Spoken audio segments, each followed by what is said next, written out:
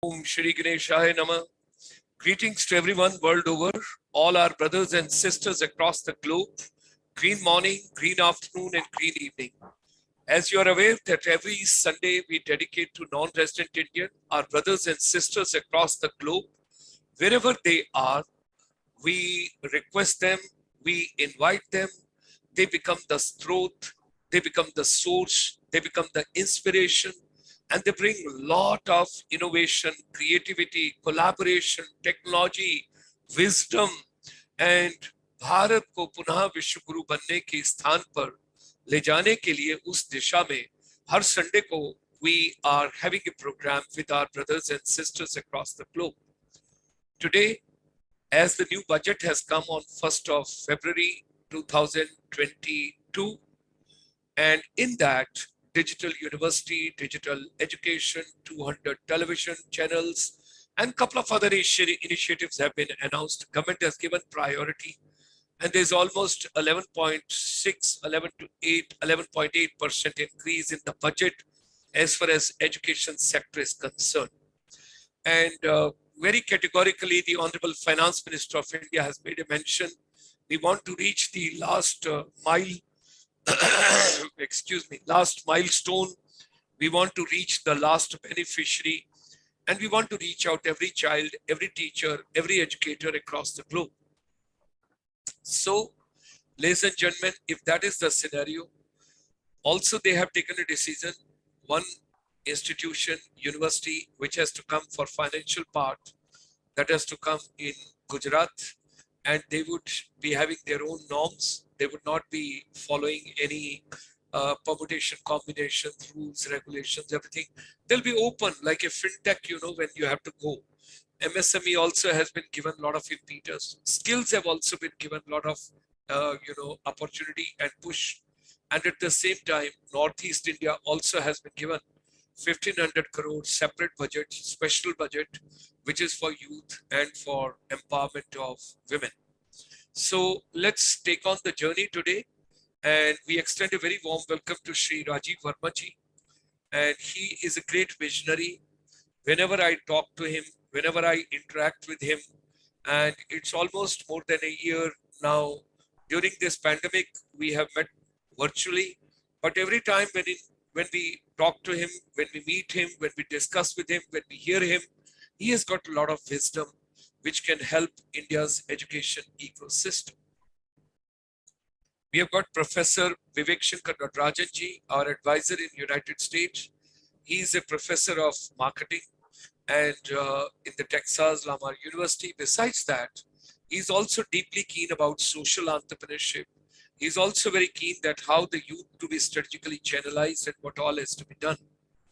Although we extend a very, very warm welcome to everybody across the globe, wherever you are, whatever form you are, please take care of your health, take care of your wellness. And today is a little, deep, hard day for us because we have lost a very pious soul, a great soul from India, and that is the Kokila Swar. When you talk about nightingale of the music, when you talk about, such a voice which could fill all the gaps, and it reached millions and millions of people across the globe, and we lost a great soul. And we pray to Almighty, let the soul rest in peace, and लता बहन को मोक्ष की प्राप्ति हो। And Bharat Ratna Lata Mangeshkar ji आज हमारे बीच नहीं रही, हमें छोड़कर गई हैं, लेकिन ये संसार है, यहाँ से इस यात्रा से हर किसी को जाना है। और फौजी होने के नाते मुझे आज भी उनका वो गीत याद आता है, ऐ मेरे वतन के लोगों जरा आंख में भर लो पानी, because that was a song which basically made that time the Prime Minister of India also to have tears in his eyes. So ladies and gentlemen, with that as an emotion, a lady who contributed great to humanity, very simple soul, very pious soul, very dedicated soul, very devoted soul, and हर स्वर और जिस भी भाषा में उन्होंने 37 से ज्यादा भाषाओं में उन्होंने गीत गाए, और हिंदी और मराठी में ज्यादा गाए, और कितने ही आभूषणों से, कितने ही ऑनर्स और अवार्ड्स और रिकॉग्निशन से उन्हें नवाजा गया, ऑनर किया गया वर्ल्ड ओवर। और एक महान महान महान आत्मा जो हमारे बीच आज नहीं है। It's a great loss, and there's a 2 days mourning also in India. Our chamber, as a role, as a responsibility, as a dedication, as a devotion, like soldiers are performing their duties on the borders, and our police forces are performing their duties within the country. The drivers of the train, they are taking the trains. Similar way, everybody is performing their duty. And we also, as a part of our dedication and devotion to take care of whatever we can little contribute towards education ecosystem. We are moving ahead in our journey. International Chamber for Service Industry, which is dedicated, like doctors are there to save lives, we are there to give oxygen to educational institutions, teachers, and youth. Right from the 25th of March 2020, we have been moving ahead, and we are totally focused, and we are totally convinced, if anything which can bring equality, peace, and world over all the disasters which we are facing, if we really want globe to be peaceful, then we have to educate every soul. They should have two realizations: who am I, what am I doing? And secondly, 2 days are important in life. One is the day we are born, and secondly, the day we come to know why we are born. Education, skills, MSME, they are inseparable. They have to be taken together. They have to move together. Way back in 1994, our chamber brought finishing school for service industry, and we are deeply dedicated. 52,000 youth and almost 35,000 educators. They've gone through the finishing school network, and they are world over sprinkling the fragrance to the humanity the best possible way. During this pandemic, everybody had challenges. We had mental challenges, physical challenges, environmental challenges, economic challenges. A lot of people have lost their jobs. A lot of my friends, they have gone through lots of difficulties, anxieties, depression, and stress. And some of them are still struggling. And during this pandemic, our brick and mortar institution, that is finishing school, which we brought as a concept novice in India, that has gone totally digital, and it's a e-Gurukul. And our efforts are nishulk, without taking any money from anybody, any charges. How can we bring global wisdom, confluence to help the humanity the best possible way? I think the day we start realizing, all of us together in one way, why there is a fighting, why do we fight, why do we build so many factories for producing arms and armaments, and why there is an unrest world over? We may call it a development, but there is a more unrest in the world today. And if we look back, we have to get back to the basics of life if we want to realize that we should all live peacefully. Because ultimately, everything when gets destroyed, nobody is the winner. Nobody can understand it better than the uniform. Because when you serve the armed forces on the border, you understand what exactly is the human loss, particularly not only to that family, not only to that village or that particular block or district, but as a human being, the soul which comes on this planet, they are not here to destroy anybody, but to get destroyed. Early in the morning, we start through our e-Gurukul, which has gone digital from the finishing school. From here, we start our journey in the morning at 4 a.m. That is Brahma Muhurat, generally people call it, because that time Australia and New Zealand is completely awakened, alive, agile, and the work starts over there. And from there, we come to ASEAN, we go to Middle East, we go to Central Asia, we go to Africa, we go to Mauritius, Seychelles. And in the evening, we come to South Asia and beautiful Bharat, along with Canada, United States, Latin America, and of course it's post-lunch time as far as European Union is concerned. When we talk about e-Gurukul, over here, we say there should be a new norms for education. Everybody should be peaceful, happy, positive, creative, dynamic, while having positive stories. And we are starting new process also in our chamber soon. That's called the Human Library. It started in Denmark long time back. We are trying to bring it from Scandinavian countries over here to the Tri-City, Chandigarh, Panchkula, Mohali, because a lot of retired defense officers are there, professors are there, doctors are there, lawyers are there, judges are there, academicians are there. And besides that, a lot of other visionaries are there. We want to involve all the people, those are above 65 years of age, that they should talk positive stories. And the concept of human library is no silence. It's a lifetime story to be shared with the youth. So our platform, we are opening up for that soon. Education, it should have relevance to my life, day-to-day life, my living. And if I can have a positive living, that can come through yoga, meditation, positive thought, wellness, good health.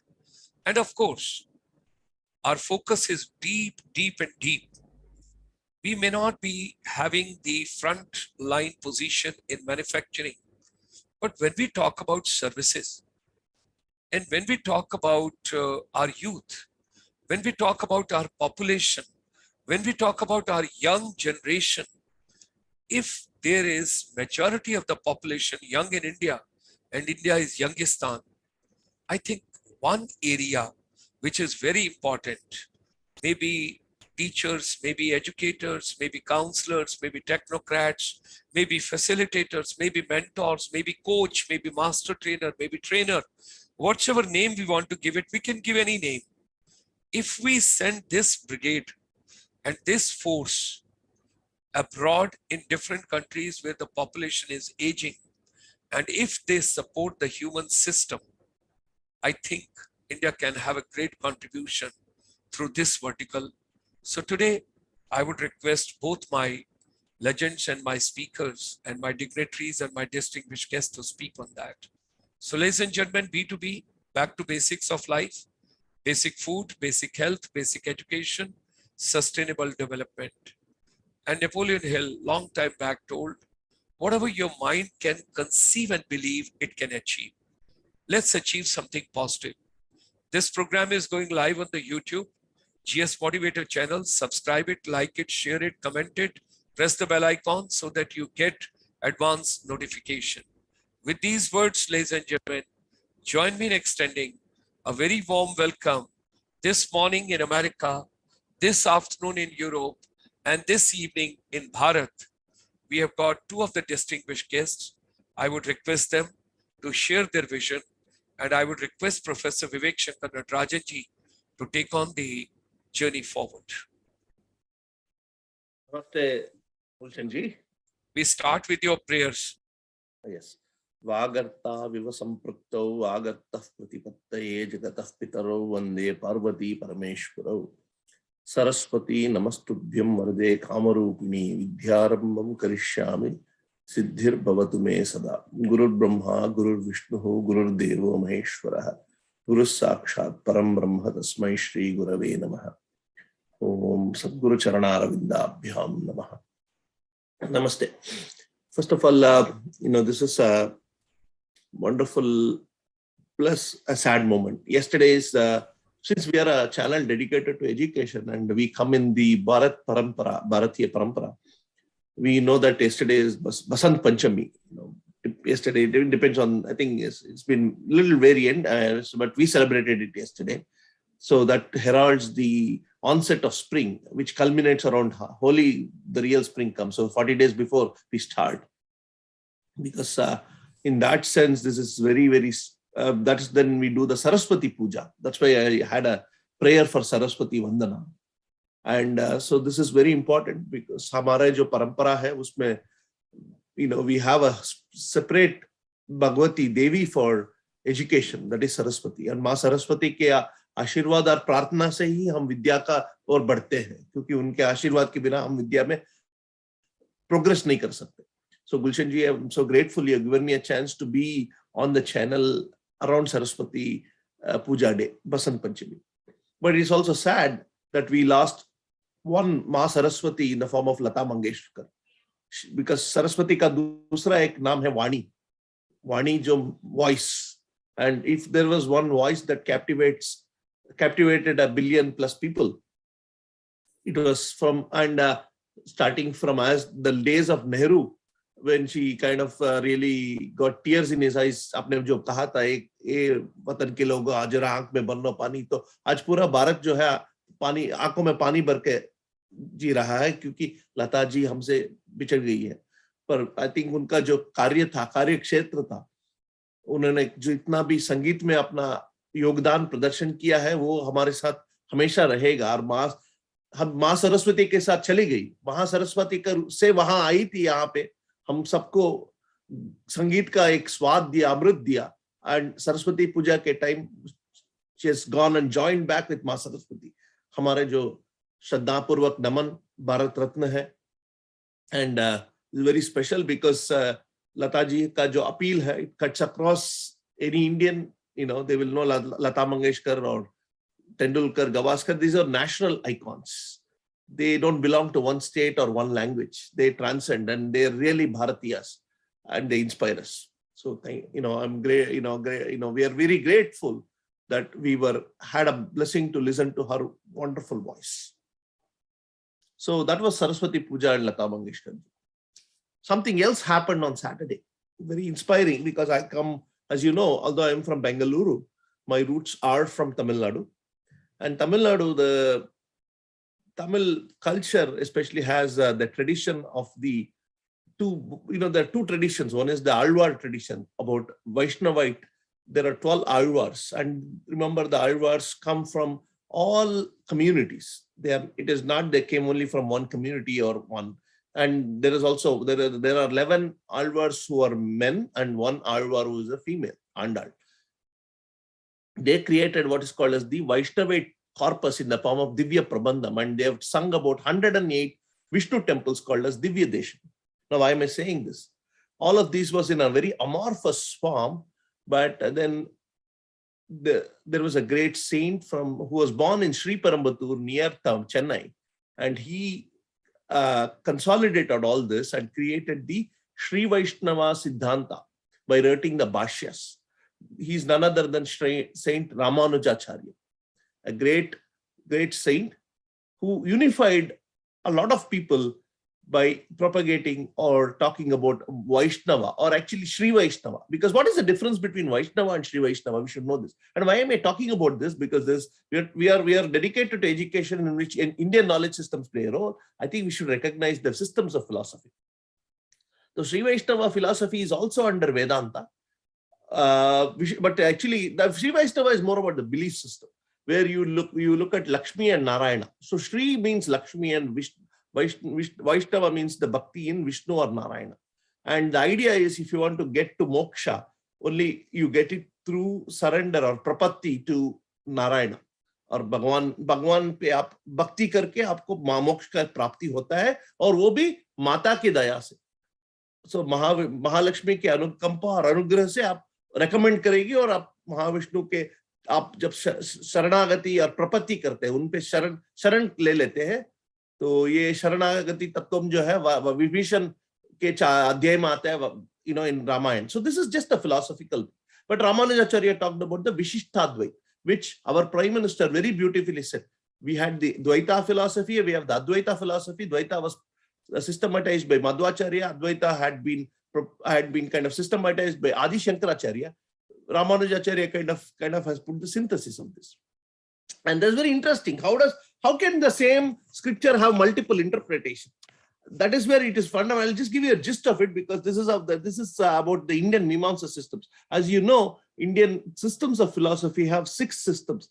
There are 6 schools of philosophy. Basically, Sankhya, Mimamsa, Nyaya, Vaisheshika, then Purva Mimamsa, Uttara Mimamsa. And of course, yoga philosophy. So Mimamsa, so there's Purva Mimamsa, which is more about rituals. The Uttara Mimamsa is all about Vedanta, the end of the Vedas, the Upanishads. So Adi Shankaracharya comments about the 12 principal Upanishads, Brahma Sutras, and Bhagavad Gita, what is called as Prasthanatraya. He writes his commentary. And he interprets them in a certain way. Then Madhvacharya also writes his commentaries on the Brahma Sutras and other. Then Ramanujacharya writes what's called as the Sri Bhashya. And it's very interesting. There is a connection between him and Saraswati. To get the Sri Bhashya, he needs to refer to something called as the Bodhayana Vritti, which is available only in Kashmir. So Ramanujacharya walks all the way from Kanyakumari, Tamil Nadu to Kashmir, and he gets this Bodhayana Vritti in the Sharada temple. So and he basically reads it. They will not give him the copy. So basically his Shishya and him, they memorize it, and from memory, they're able to quote it and they're able to write their system of philosophy. So आपको मैं एक जना आजकल जो है Wikipedia है, flights है, सब है. With all that also, we can't even interpret one sentence. Look at the greatness of all of these acharyas. They have walked on foot. Isa nahi tha they took a car or anything. They walked on foot, went to Kashmir. And this also proves the integral cultural unity of India. That people never thought of Kashmir. We were all integrated, united. Adi Shankaracharya basically talks about India is one. That's why he has Purvamnaya, Paschimamnaya, Dakshinamnaya, Uttaramnaya. He's looking at it geographically, the whole Bharatavarsha. Similarly, Ramanujacharya, all the way he walks from this Tamil Nadu area to Kashmir. And that's where he's able to develop. And that's why I said he's connected with Ma Saraswati. He goes to the Sharda temple. And then he systematizes. This is called as the Vishishta Dvaita. Again, why do you have multiple interpretation? I'll cover that and then kind of move on. In our own Shastras, in our Vedas, there are what we call as Shrutis. Shrutis means they are recorded as they are heard. You don't compose it. It is recorded. So that is why anybody who's a mantra drishta, who is called as a rishi. What do you mean by rishi? So all these rishis pick up these Vedic hymns and write them as they are. That's why they are called as Apaurishaya. They are not authored by any person. They are only captured by a person. They are discovered. They are not invented. So that is where Vedic, so that's why we don't have the authority to change them. What is said is what is said. You cannot reinterpret it. They are like fundamental principles. Now, in these Shrutis, there are three things. And basically, the idea is what is the relation between the Jivatma, that is the individual, and Bhagwan or Paramatma. And then there are three types of Shrutis, what we call as Bheda Shrutis. That means they talk about the distinguishing that Jivatma and Paramatma are different. There are also called as Abheda Shrutis, the integral unity between Jivatma and Paramatma. And then there is a third class, which is called as Ghataka Shruti. How do you connect Jivatma and Paramatma? So the three philosophies come because of different interpretations. If you pick up more of the Bheda Shrutis, then the Dvaita is more prominent. If you pick up the Abheda Shrutis, then Vishishta Advaita. And if you take up Ghataka Shrutis, Vishishta Advaita. I guess this is my interpretation. I could be technically wrong on some point, but I'm just giving you the gist of what I know from a common man's perspective. So it is very important. Irrespective of the philosophical orientation of these acharyas, they are all Mahapurushas. They all learned a lot of Vedas. But they wanted to take the message of Veda, the moksha, to the common man. So that is why Ramanujacharya, when he was given his mantra, he shares it with, and his guru tells him, if you share it, you will go to hell or you'll go to Naraka. And hell is a wrong word, Naraka. But he goes to the temple. This is called Tirukosti, or very, very close to Tiruchi, the Pudukkottai area. And he tells this mantra to everybody like a loudspeaker. Then Guru is very, very upset. He curses him. I told you will go to Narak. तूने मंत्र सबको क्यों दिया? इन्होंने कहा इतने आपको तो आपने बताया अगर ये मंत्र बाकी पारायण करेंगे तो बाकियों को तो मोक्ष मिलेगा. मैं एक आदमी नरक जाऊंगा, बाकियों को मोक्ष मिलेगा. ये तो मेरे लिए सबसे परमार्थ का है. तो जो एक आचार्य जो जिसका मन में इतना विशाल चिंतन है, this is our भारतीय परंपरा. And that is why he's a great teacher. You might be wondering, why am I talking about somebody like that? That is how a teacher should be.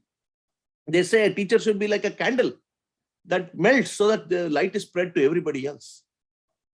So Ramanujacharya was such a great Mahapurusha. And philosophically, I come from a Smarta background. We follow the Adi Shankara school.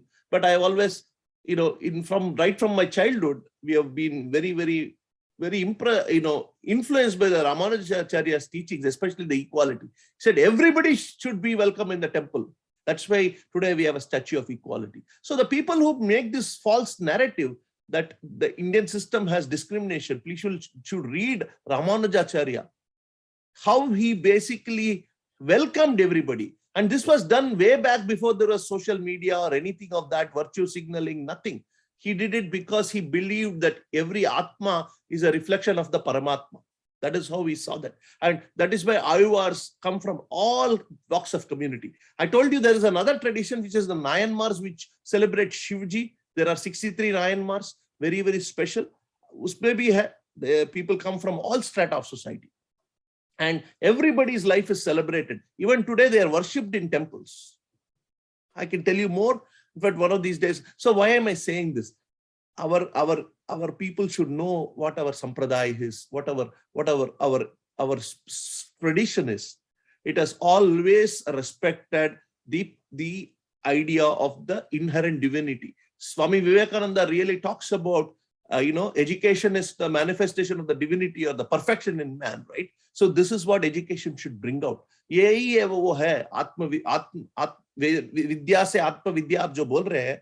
Until we recognize that there is the Atma here, and until we talk about Vidya, Ya Vidya Sa Vimukti. So all these acharyas have shown us the path. And that's why we don't try to move one from another. आपको जो आचार्य है, आपको जो परंपरा में आते हैं, उन्हीं को फॉलो कीजिए, आपको श्रेयस मिल जाएगा. हम ये नहीं कहते आप यहाँ से वहां आइए. ये है ना, डॉक्टर साहब आपने देखा होगा ट्रैफिक जैम में ना, गाड़ी एक लाइन पे चल रही होती, अगर वो फंस जाती है, लोग वहां जाते हैं, ये इधर जाते हैं, फिर क्या होता है, traffic jam gets distributed. Instead of that, you stay in the same lane. Sooner or later, that lane will move, and sooner or later, you will go to your moksha. That is what we say. We don't want to lane switching. यहाँ से वहाँ दल बदलो, वो बदलो. बदलने का क्या जरूरत है? आप जहाँ पे है, एक गाड़ी है आपके पास, एक रास्ता है, उसी पे आप पकड़ के चलिए, आपको श्रेयस मिल जाएगा. ये मार्ग. तो रामानुजाचार्य जो है, मैं उनके संप्रदाय में नहीं आता हूँ, पर एक महापुरुष है. तो उनके बारे में जो अभी prime minister really, I think he has taken us back to our roots on a Vasant Panchami day. And I just thought I should talk about this because it's very special. So हमने मोक्ष का तो कर लिया, ठीक है, धर्म अर्थ का. अब let's come back to dharma and artha. And for that, artha is the sadhanam by which you can do dharma. So I think we'll talk a little bit about the budget. I think it is, people are saying that the allocation for education is in the good time, good space. A lot of more money, 11% more spending on education. I've heard all those good things. And last year was a very revelation, the Sainik schools. I think so the momentum that was being there for education is continuing. So I think there's overall, the thought process is in good shape. So I'll take a moment break, and Gulshan ji, aap kuch batana chahte hain? I think I went from, Saraswati Puja to, so I think, I don't know, I've gone on a little bit of a world tour. Thank you. Thank you very much. You gave so much of in-depth to us, and we should be proud of it, and we should know all these things. You touched Sainik School. I'll take that for a while. Sainik School admissions process has started in 100 Sainik schools, and e-counseling services have started, and students will be able to choose 10 schools. Everything will go virtually. We have also been joined by Rajiv Verma ji. I'll take a little context so that both of you are on the same page, and I give you little inputs of the budget. Now, budget 2022, 1.4 lakh crore is the allocation for education sector. It is 11.86% increase, which has been given over here. And if we take into consideration, now our challenge is that how to bring in 6% of the GDP for education, because some statistics our chamber has taken out. 2019, right from 1965 onward, it is going on 6% of the GDP. In fact, someday some economist may carry out a study on that also. Why 6% was taken by Kothari Commission in 1965? That is a matter to be studied. Because that time, one of the analysis which our chamber understands and which I perceive, that is that time they might have realized what is the percolation of the education in different sectors of the different strata of the society. And they must have taken that there is a approximately 6% growth because people, those are educated and getting skilled and all and moving to different verticals in different areas. However, if that is the case, 2019-20, 2.8% has been contributed towards of the GDP on education. And we have moved till the time I'm talking to you this evening. The stats they are giving is 3.1% is going towards as a part of GDP towards education. Now, some key points in the budget, which has been given a lot of emphasis, because I just thought I'll touch for 2 minutes so that you have the total context. Digital university to be set up, and the unique part of that is different languages will be taken and regional language will be given the boost on that. And that's something is very important. It will be developed in the hub and spoke model. 200 TV channels will come from class 1 to class 12th. And the best part once again is it will be in the regional languages, respective regional languages wherever it is required. Personalized learning will be given a lot of emphasis. That means one class, one TV channel, right up to 12th standard, high quality e-contents via internet, via radio, via digital teachers, via mobile phone, via TV. All that has to be taken into consideration. As far as Dr. Nirmaljeet Singh Kalsiji's NCVT is concerned, skills have been given a lot of impetus, and particularly national qualification framework has been given a lot of emphasis, and 750 virtual labs for science and maths will be established, and 75 skilling e-labs will be established with the simulation, with the simulator effect. So COVID-19 otherwise has given a lot of challenges to the health and wellness also. That's why they have also given lots of emphasis to wellness, because obesity and particularly diabetes and all that is also on the rise. That is to be checked. So not to have a mental tension, mental pressure, anxiety, stress, government has announced national tele mental health services, and there will be a network of 23 tele-mental health services also across the country. That has to be taken care of. E-learning is the new future, and GST on education should be reduced is one of the recommendations which we all have thought of. And also we will take into consideration at the end, today when we close, I will share with you how can we reach 6% of the GDP and how we can do it. Before that, I would like to get in Rajiv Vermaji for his views, because he has got a lot to share with all of us. And whenever I listen to him, there's so much to learn from him. My focus is education. Our chamber focus is education. And at present, my concern is educators, because our teachers, our trainers, our counselors, all these people, how can they contribute and how can they travel world over? How they can give the sprinkling effects in the different continents in the education ecosystem, particularly wherever the population is aging. So beyond B.Ed, M.Ed, whatever is happening in those 19,000 colleges so-called in India, I want to look ahead of that, forward, quick mode, digital mode, and adopting technology, how we can move on. Rajiv Vermaji. Yeah, greetings everybody. Greetings, Dr. Sharma, Dr. Natarajan. It's a pleasure to be here. So I just had a few comments on the budget aspect first. And especially I want to focus on the cryptocurrency. So this is something still a fluid area, but there is, of course, it is a very bold budget in trying times, I would say that, because of COVID challenge. So it's probably a nightmare for planners.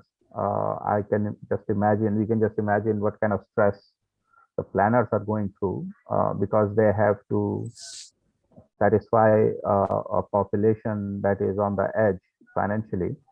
And on the other hand, there are the challenges of, keeping up things like national security, national defense, and satisfy the demands of various quarters. But if I can just focus on one aspect, and that is at least the government recognition of cryptocurrency. That means by levying taxes on it, even though the tax rate is high, I would say that's pretty high, 30%. But with this recognition, the government is basically saying that, yeah, we recognize cryptocurrency. And that opens up many avenues, depending on how it is done. It's also like the proverbial saying that the devil is in the details. Now, in the past, and I'm talking about ancient past, we have had multiple currencies. Actually, if you look at ancient India, and there was a good reason for having multiple currencies. That means you could regulate, or the government or the state could regulate the markets based on currency fluctuations, or based on the premium that was given to one currency over the other.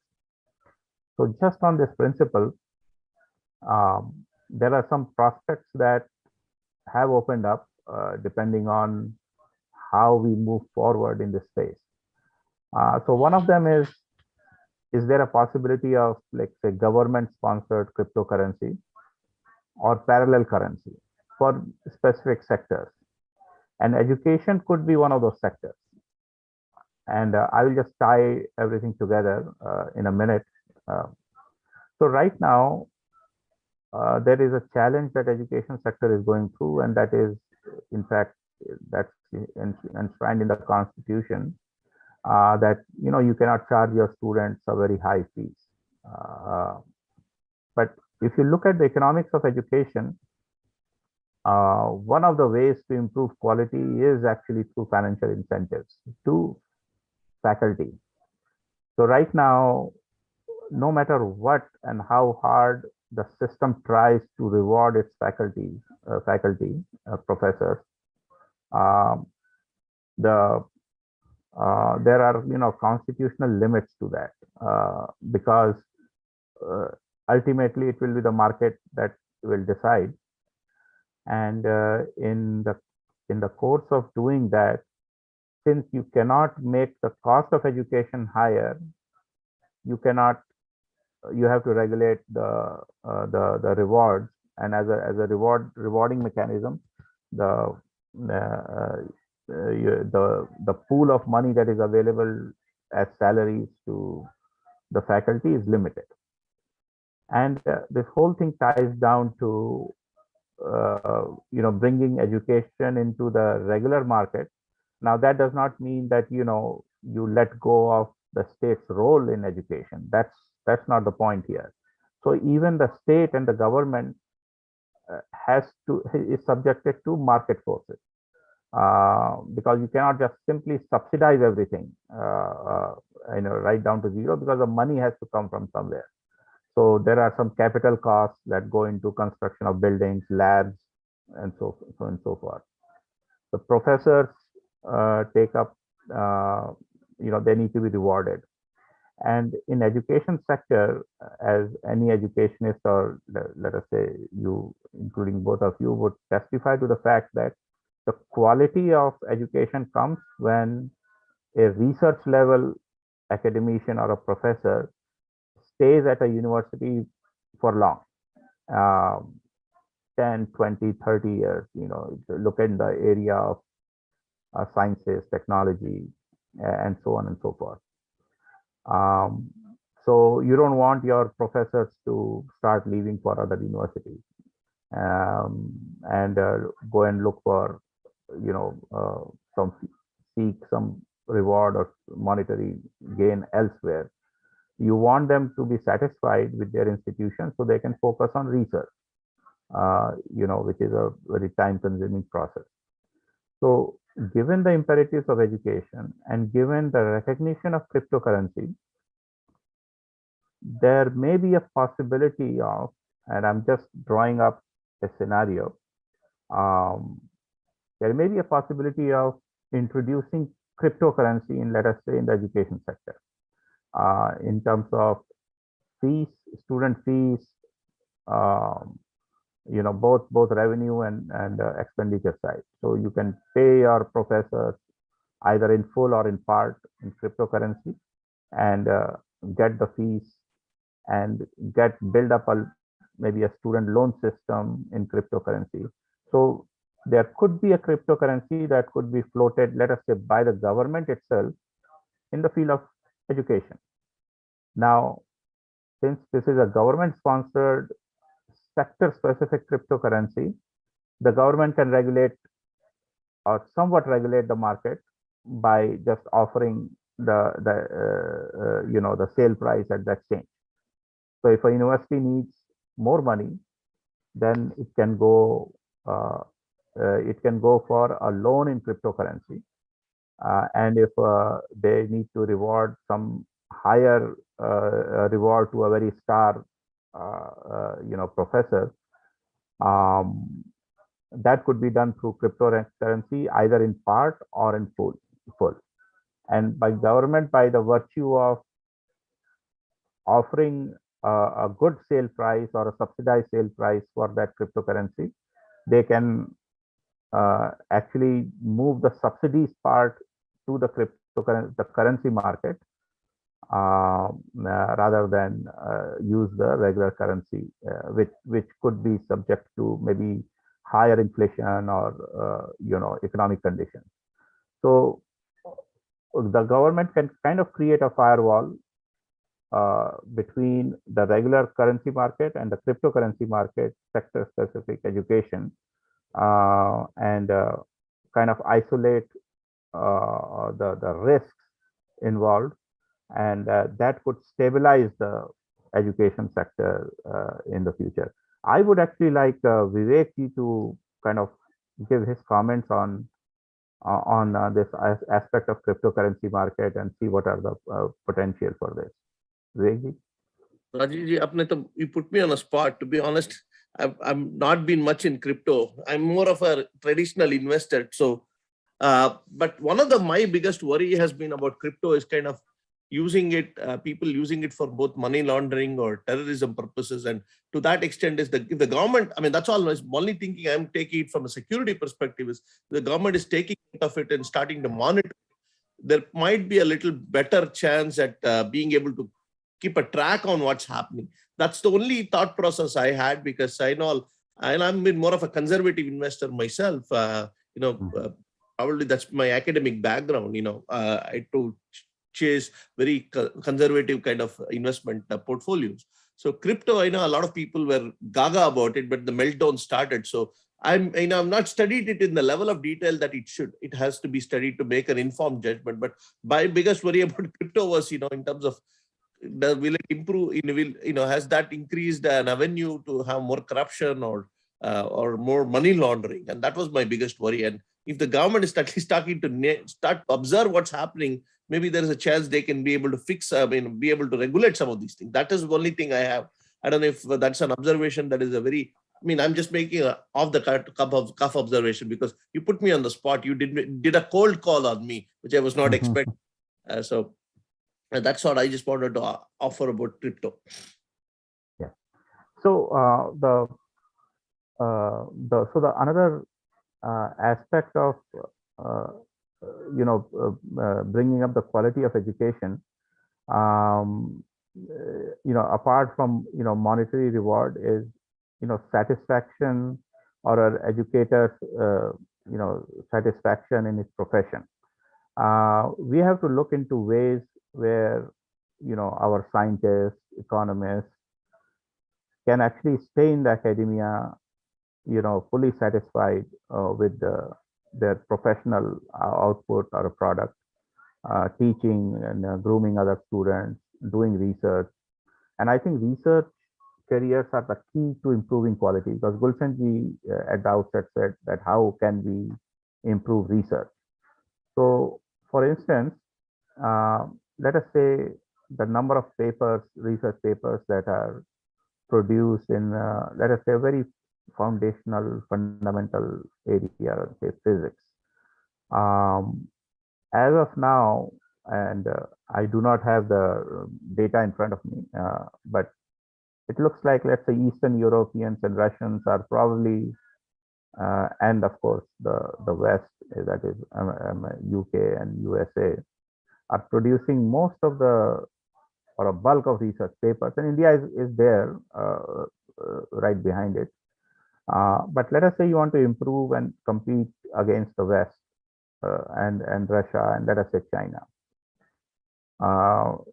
There needs to be a thrust in India on doing quality research, and then enabling or empowering those researchers with all the, whatever their needs are, including, physical, monetary reward also.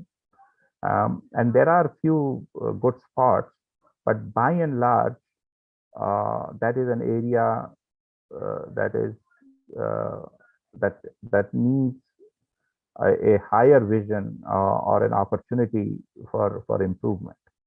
And similarly with other areas, like even applied sciences, practice, profession, including engineering, medicine, even in the humanities areas, and also legal, law, and other areas. But let's just focus on the sciences. To improve the quality of education, and this is not pertaining to high level institutions like Indian Institute of Science or IITs, and those. There needs to be a change or an opportunity given to the regular universities, government as well as private, for faculty to stay there for 10, 20, 30 years and devote themselves to the research or of what they are doing, or whatever their area is: physics, chemistry, science, mathematics, computational sciences, and all. How to do that can only be done through a government policy. And then in this budget, you would have noticed that there are some improvements made, but we need to do more. And that's where the increase in the quality will come from in the education sector.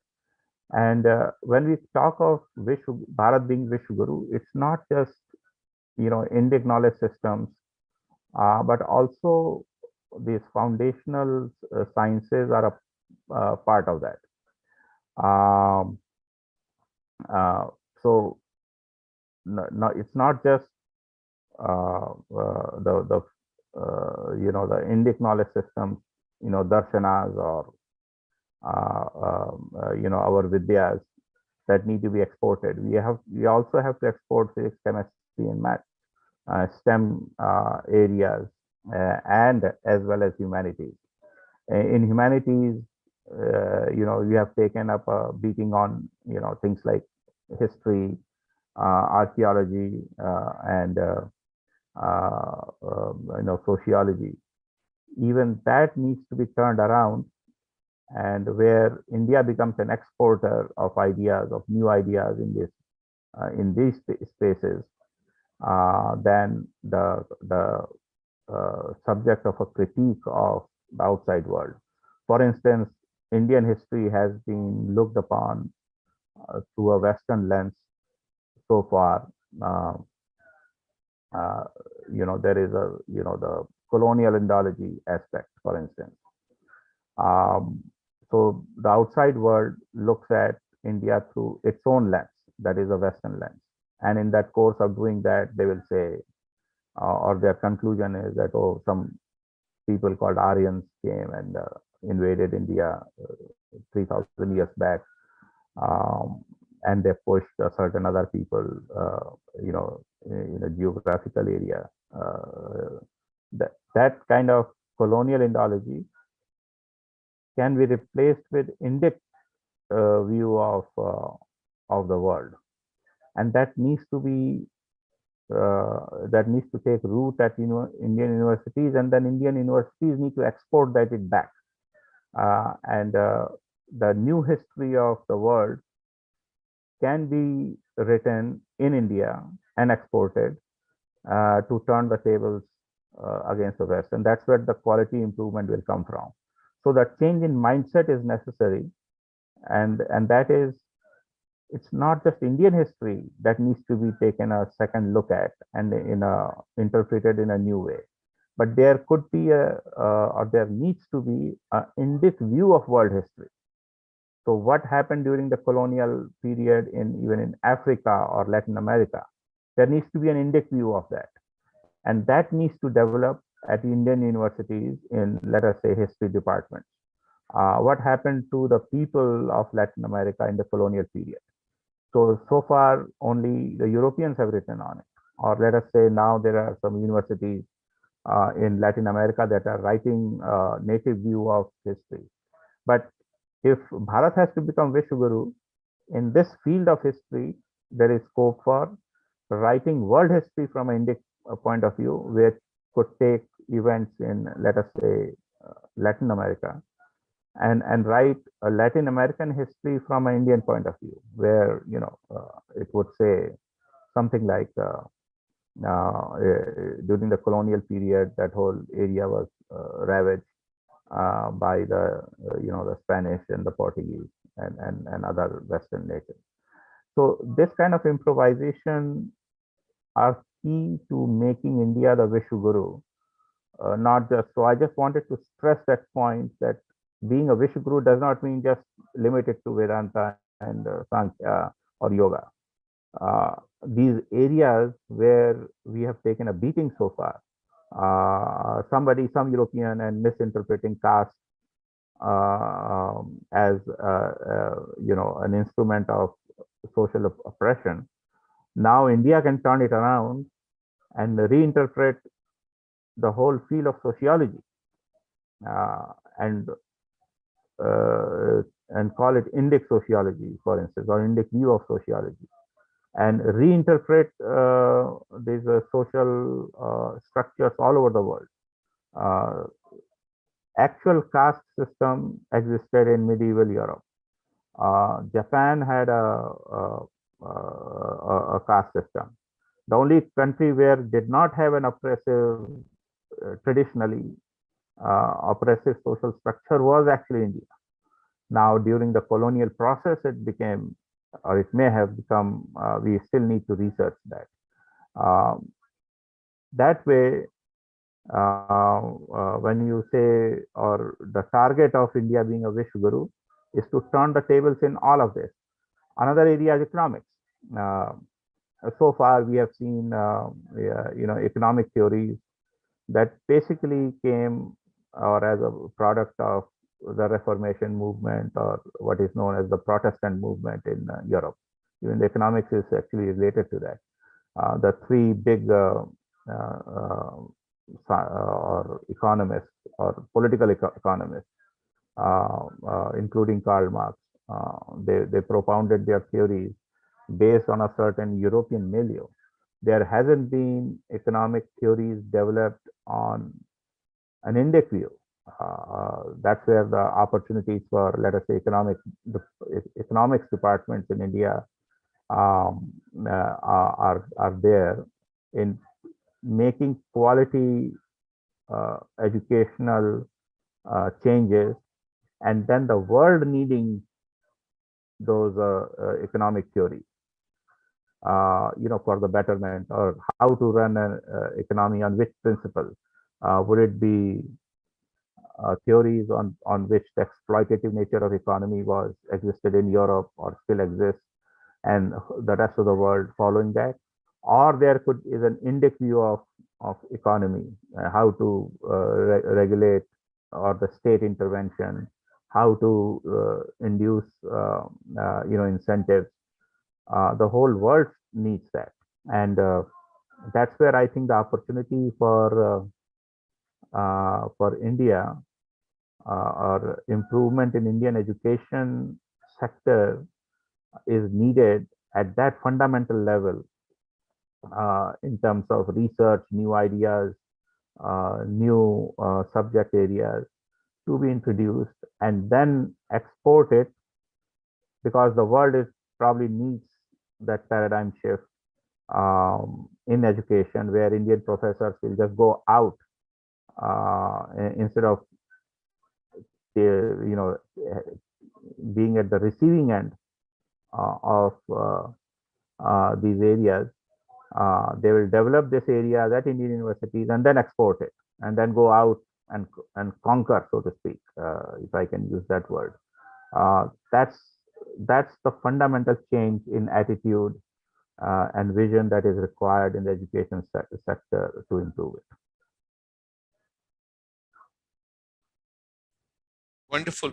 Thank you very much, Rajiv ji. Wonderful input from Yeah, your I know side. I took a little bit more time, but No. I was yeah. very keen because you have touched some very, very important dimension: history perspective, economic perspective, sociology perspective, and then of course the finance perspective that also you have touched. Now over here, my concern and what I wish to open for both of you.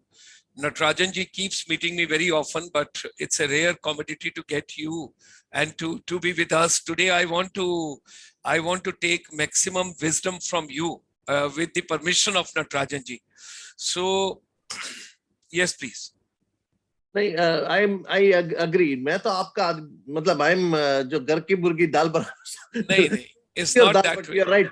No, I'm just being very honest. You know my sense of humor. Rajiv ji is our real paneer today, so we have to get the best. Yeah. But I really want to propose two things. Rajiv ji का दो विषय पे है.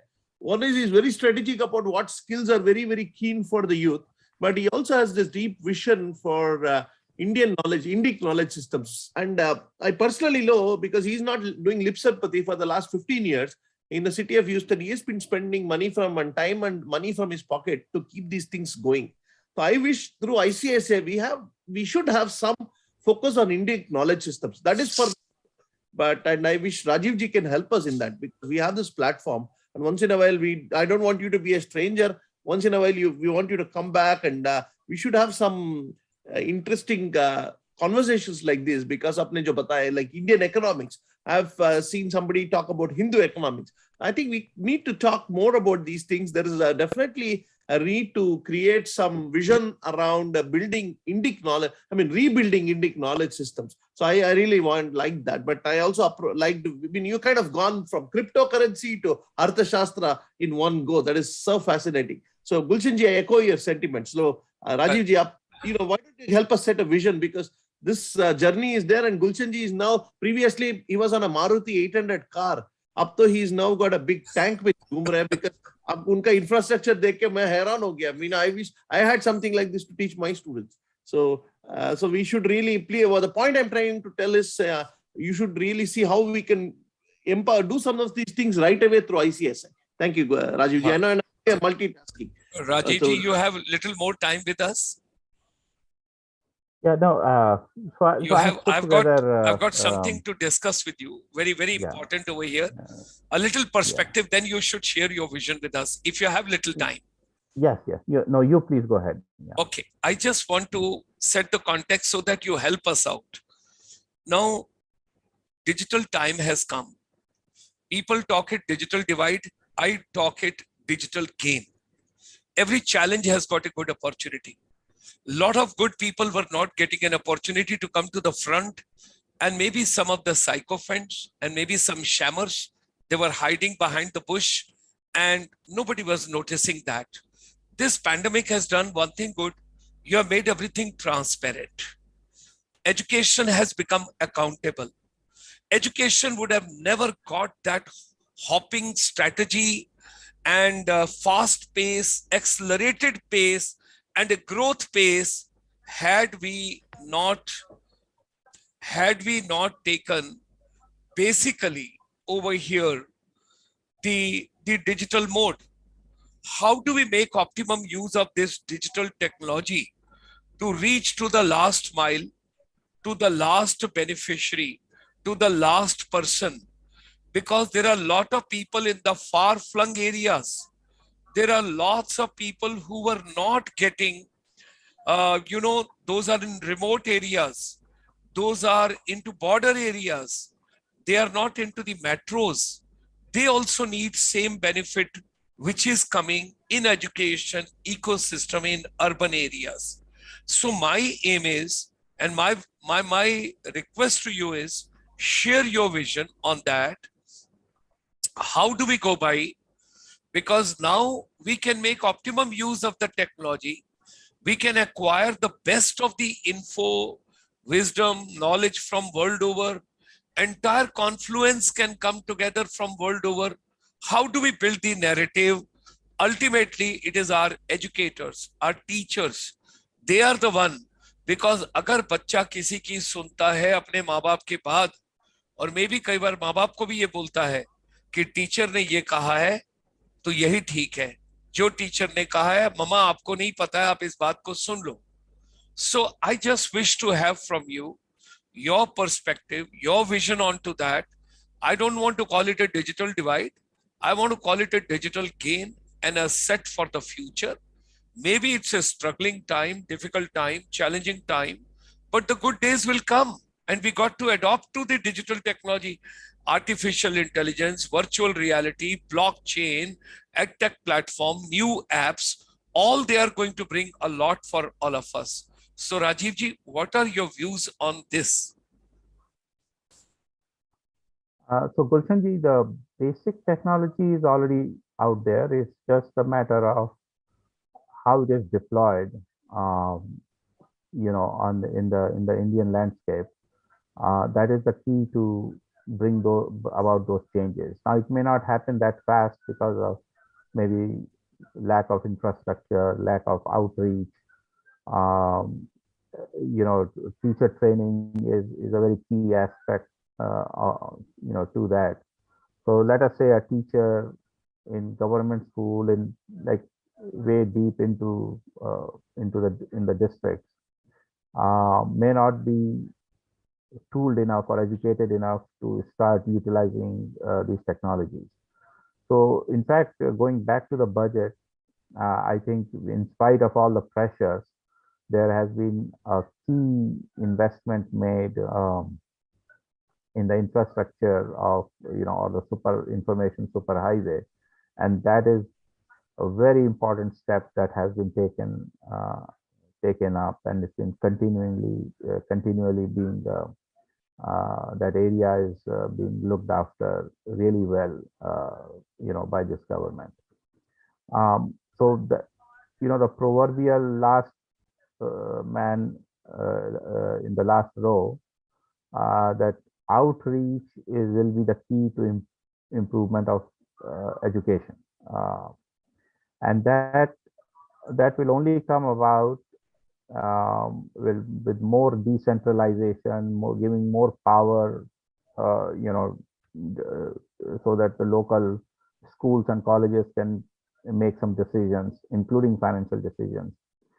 How to do that? There are certain strategies. I mean, it may be a very longish subject to take up.